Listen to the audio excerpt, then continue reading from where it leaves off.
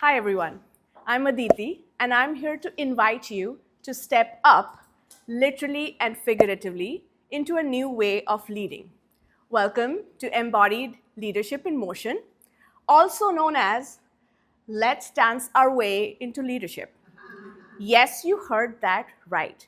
Because leadership isn't just about strategy or stature, it's about presence, connection, and movement. Leadership is a full body endeavor. And yet, several leaders are leading from the neck up. They're stuck in their head, analyzing, thinking, and planning while ignoring the wisdom of their bodies. Our bodies are powerful learning tools. They hold stress, signal intuition, and express emotion. When we tap into our mind and body, we engage and unlock a new level of leadership.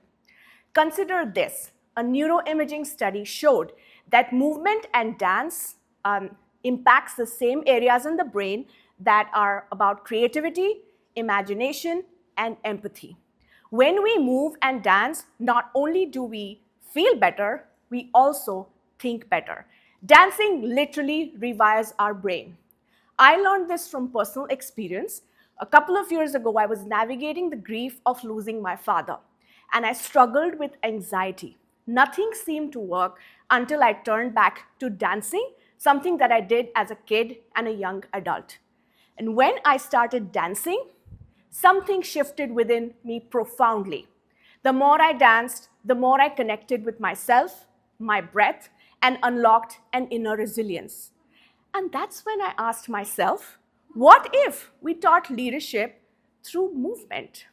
So, over the last year, I have brought dance breaks into leadership development, taught the concepts of creativity, collaboration, and teamwork through choreography, and watched in awe as leaders had fun, danced, and stepped into embodied leadership in motion.